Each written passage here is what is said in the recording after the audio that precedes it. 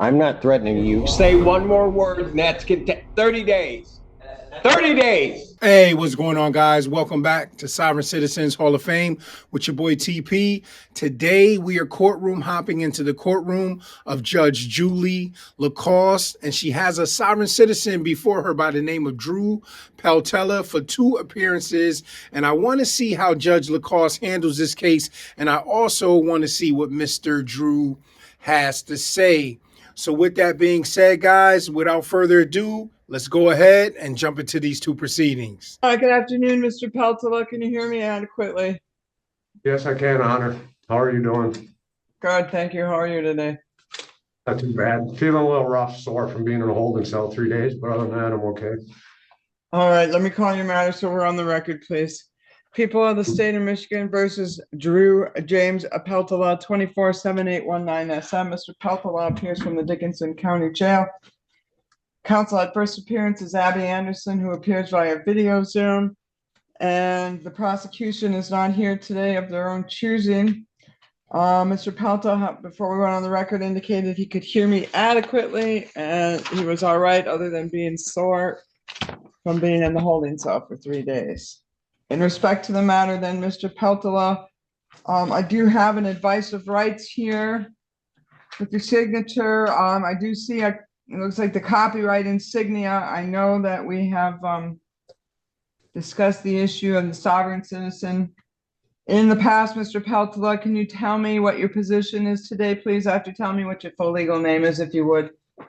Okay, I'm an appellation known as all capital letters Drew James Peltola with a common law copyright as a sui juris human as a non-citizen, a non-American national. That's defined in the United States Code. I'd like to have my lawyer finish talking. She told me not to talk unless she could talk first. All right, thank you.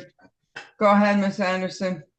Thank you, Your Honor. I have discussed these matters with Mr. Peltola. First, he agrees to be referred to as Mr. Peltola for purposes of these hearings. We have gone over both the advice of rights for misdemeanor and bond violation. He indicated he understood and signed both. As to the allegations, we went over the maximum penalties. We would waive the formal reading. He is tendering not guilty pleas and requested an attorney. Ms. Mashik-Lasala has assigned Nancy Schaub to represent him. All right, very well. As indicated by Ms. Anderson, Mr. Peltola has agreed for purposes of his criminal prosecution to be referred to as Drew James Peltola. His position in respect to how he should be recognized legally has been stated for the record and is preserved for the record, as well as stated on the advice of rights form concerning both the general misdemeanor advice of rights. Although the bond violation advice of rights doesn't so indicate, the court will recognize his position for purposes of both advice of rights. Concerning the matter, then, is this a good mailing address for you, Mr. Peltola, on River Street in Niagara? Yes, Your Honor. I'm just trying to move back into Michigan. So I've been working and that's the address that I use because that's my domicile. I always return to every day or once a week or whatever. Because the Michigan residents, I'm not even sure. I would not like to talk about that in court, but I'm trying to move back into Michigan. I'm just having a heck of a time doing it. All right. So this is what I'm going to do then, Mr. Peltola. Over there. Let's see if I have one in my file first. Ms. Anderson, I don't see a waiver of extradition. It sounds like he's going to need to go back and forth to Wisconsin, and we'll address that momentarily. In respect to the matter, though, Mr. Peltola, there is a waiver of extradition form over there at the jail. I'm going to have to have you sign that if you need to go into Wisconsin as part of this. In regard to the matter, then, what? How do you want me to sign this? If you want my copyright, do you want me sui juris? Just so you understand, like I wasn't trying to harm you or any other woman. Go ahead. Do you want my copyright on this? Do you want me as a human or me as a sui juris non-citizen national? I just want your signature and the date, and whatever you want to put in addition to that is fine with me. All right, thank you. Can I have a pen? Your Honor, while Mr. Peltola is signing that, we did discuss the waiver of extradition. He just wanted that answer clarified prior to signing, but he is aware of what the waiver of extradition is. Very good, thank you. All right, I'll enter not guilty pleas on behalf of Mr. Peltola. Ms. Anderson indicates that he's qualified and he is being assigned by MIDC. Ms. Schaub, we're gonna set bond violation hearing. We might as well do the pretrial at the same time. And a jury trial as follows.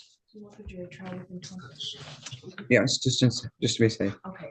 Pretrial conference and bond violation hearing on February 21st at 1:45 p.m. Jury trial, March 8th at 9 a.m. All right, you'll get these dates in writing, Mr. Peltola. In respect to the waiver of extradition, then I want to go over it with you briefly as well. All right, cool. In I can respect- wait. You want me to stop filling this out? Really, all you need to do, yeah, go ahead. You finish, and then I'll go, and then I'll talk. You let me know when you're ready. I'll just sign it real quick on the bottom of it and they can take care of the rest of it. I'll sign it properly. The bottom law might be wrong. It's been a while since I've read the Unified Court, but I believe this is right. I signed it for you correctly. So. All right, perfect. All right, if you give that to the jailer, Mr. Peltola, I want to go over with you what it means to sign that waiver. I know we've done this before, but I'll just refresh your memory. And let me start by saying, so long as you come back to court voluntarily for all your court appearances, this does not become relevant. But if you don't come back to court, let's say, for example, you stayed in Niagara or somewhere else like that, normally you're entitled to what's called an extradition hearing before you are returned to Michigan to fight the charges that you didn't come back to court for. Yes. Under an extradition hearing umbrella, you have the right to an open court hearing. You have the right to have a lawyer at that hearing. And if you're indigent or without funds, one is assigned for you. The purpose of an extradition hearing allows you to challenge the legality of your arrest and return to Michigan. For example, you could demand issuance and service of a Michigan governor's warrant for your arrest. You have the right to obtain a writ of habeas corpus. Like I said, all to challenge the legality of your arrest and return to Michigan. When you sign a waiver, what? I said I won't resist, man. I'm just explaining to you what that document is that you're signing, okay, for the record, that's all. I'm not suggesting, implying, or anything else. I'm just explaining, all right? Thank you. All right, so when you sign that waiver, then what that means is, and like I said to start with, so long as you come back to court, everything is hunky-dory or everything is all right. But if you don't come back, when you sign that waiver, you have given up your right to that type of a hearing that I just explained. Do you understand that? Yes, Your Honor. All right, so that's what that means. So when I'm setting bond, I need that form back because I'm going to do the following in respect to your bond. And this can cover both the bond violation and the underlying charge of disorderly.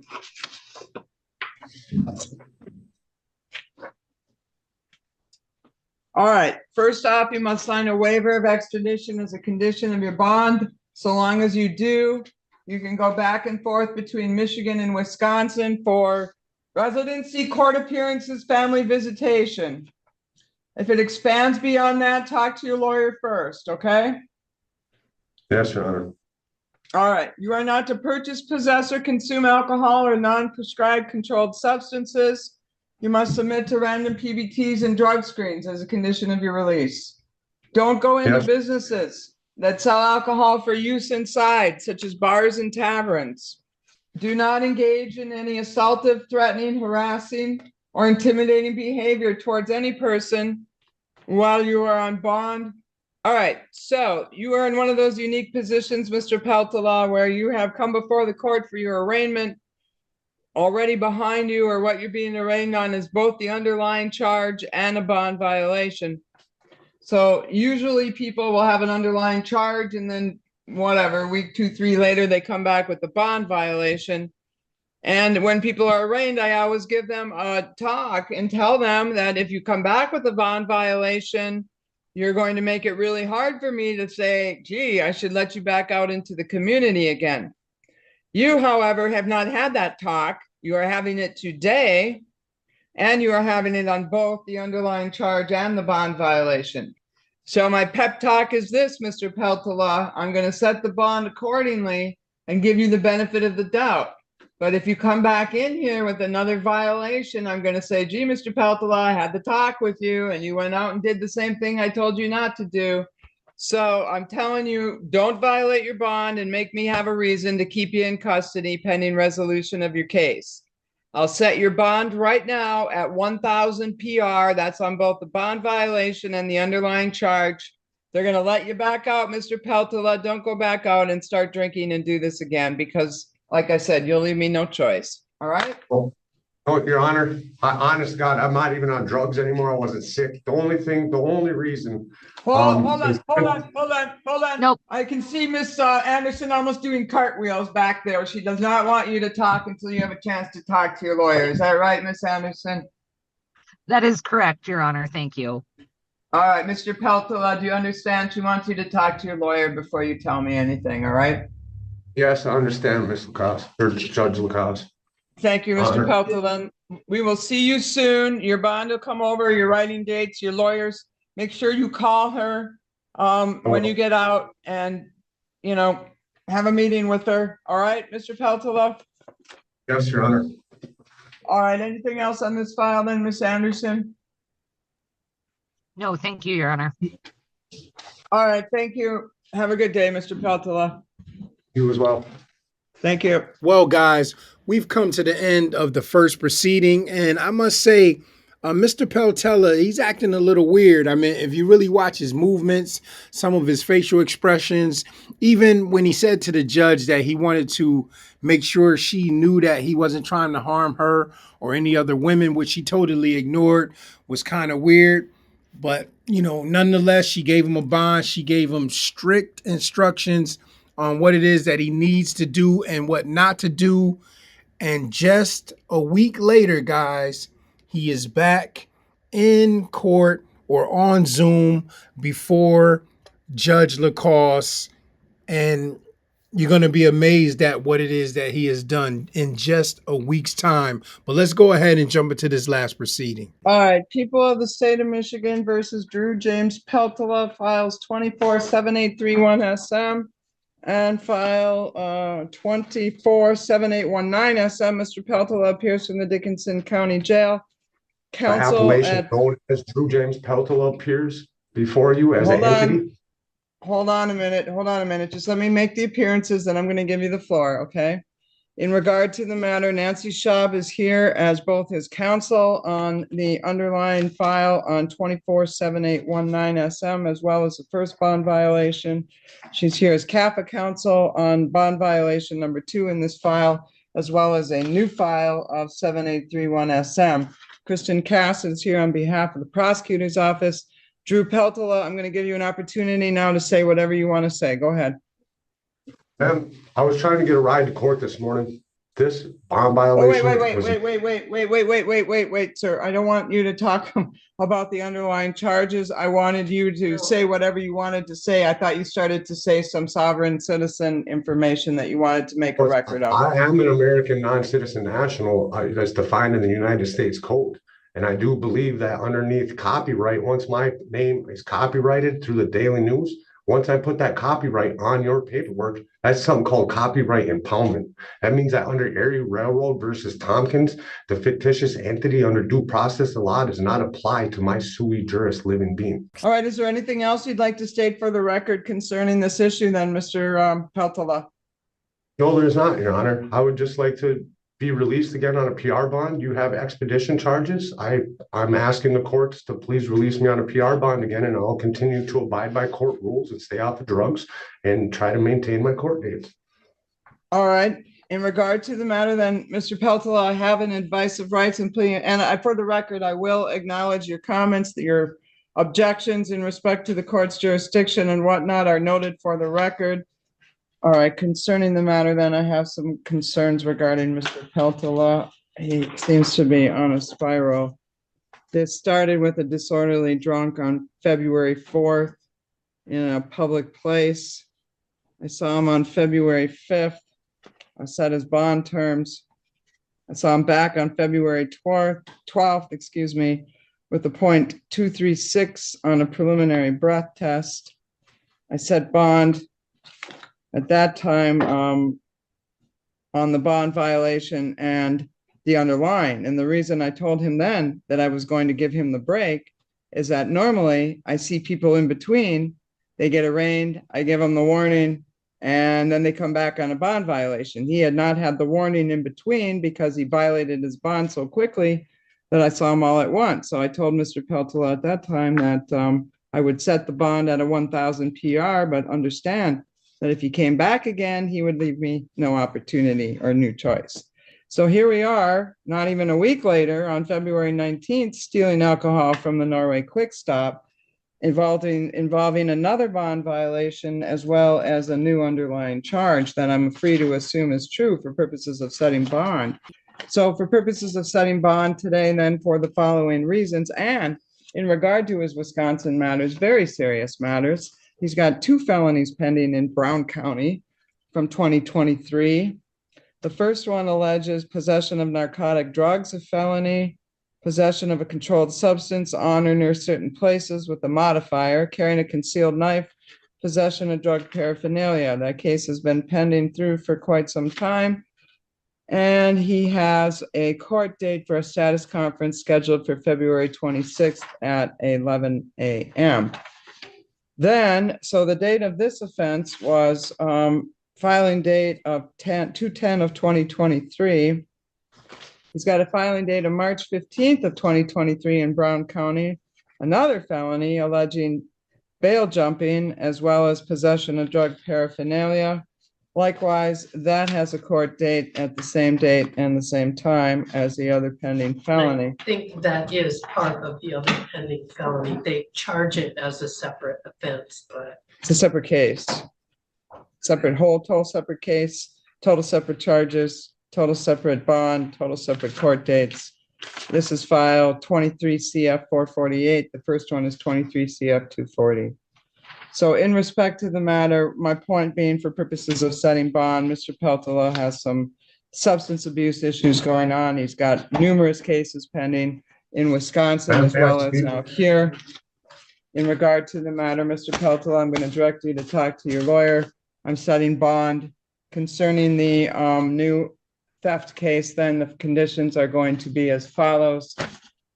Mr. Peltola may not enter into the Norway Quick Stop as a condition of his release. He is not to purchase, possess, or consume alcohol or non-prescribed controlled substances. Mr. Peltola is subject to random PBTs and drug screens. Mr. Peltola may not go in any businesses that sell alcohol for use inside, such as bars and taverns. Recreational and medicinal marijuana use and possession are prohibited until or unless further order of the court. Conditioned on him signing that waiver of extradition, which I do have in the file, I will allow him to go back and forth to Wisconsin for purposes of court hearings and or meeting with his attorney. If in residency, he lives in Wisconsin. in residency. No, he lives in Vulcan. Or he says Vulcan. Is that just your Bracketed. mailing address? Yes, we can do it like that if you choose to. Well, where is your residency? My Really? residency and my domicile is 1968 River Street. We can switch it with a mailing address to W43, the apartment 13 in Vulcan, Michigan. The address should be in there. It should be bracketed. Right, and that's apartment 13. You didn't put that on there though. Apartment 13? Yes, ma'am. And that's your mailing address though? Yes, but the problem is that building's not registered anywhere. I had to go to the post office and I had something mailed and they told me that my mail was being returned and because there's no actual mailboxes in the building. All right, so I got 2 issues I need to deal with here. One, do you live in Wisconsin? Do you have to go to Wisconsin for purposes of residency or just your court stuff? My mailing address, my residency, and my domicile are all registered at my mother's house. There was some unexplained events that I will not say out loud. I don't know where your mother's house is, Mr. Peltola. Ma'am. Address. River Street, Niagara, Wisconsin, 54151. My mailing address will be W45. That's the Norway or the Vulcan address. I can't remember that off the top of my head. All right. So in regard to bond, then condition on him signing a waiver of extradition, I'll allow him to go back and forth between Michigan and Wisconsin for residency, court appearances, meetings with his attorney. In regard to the matter, if you relocate for any reason, you must provide the court with an updated address and phone number within 7 days of any change. Concerning the amount of the bond on the new retail fraud, I'm going to set that. At 1,000 cash surety, 10%. In regard to the newest bond violation, then I'm finding for both of them, actually, I'm going to make a record based on the factors the court is required to consider under MCR 6.106, considering the frequency, the charges, the dates that I have mentioned, as well as the ongoing Wisconsin matter.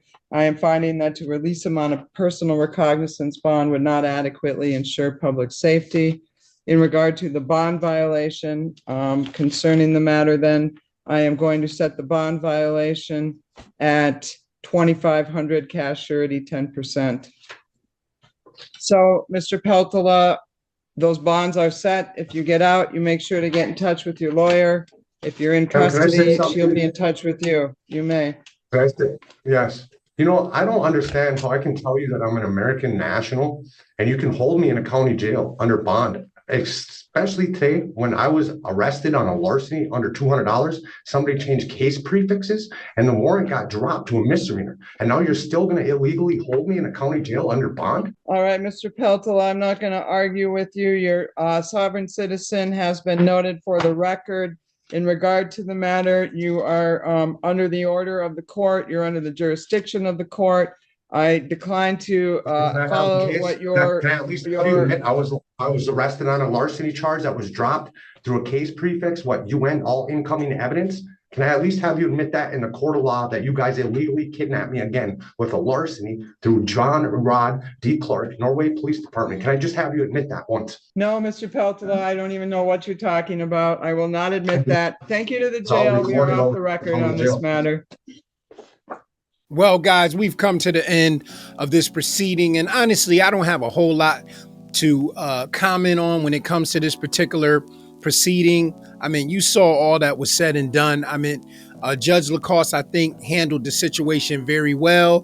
Mr. Drew Peltola, I mean, first and foremost, he's out on bond. He's stealing alcohol out of the store. You heard the judge. She says, listen, I didn't even give you a chance to, I didn't even get a chance to warn you on what happened when it comes to you violating bond. You didn't even give me a chance to do that before you violated bond. So him wanting a PR bond for her was just totally out of the question. I mean, who knows what's going to happen at his next court case? I mean, he wanted to go into all of these different things about being an American national and rights being violated and so on and so forth. But unfortunately for Mr. Drew, it sounds like he has, a pretty bad drug and alcohol problem, especially if he's stealing alcohol out of the store. I mean, unless he's stealing it for the thrill of it, or he was already high and drunk, or, maybe he just didn't have money. But whatever the case is, for him to be out on bond and still committing crimes, obviously is not a good thing. And we're going to see what happens with this case. We're going to try to follow along with it and keep you updated on it. And with that being said, guys, thank you once again for joining me here at Sovereign Citizens Hall of Fame. And for now, guys, Sovereign Citizens Court is adjourned. Have a blessed day.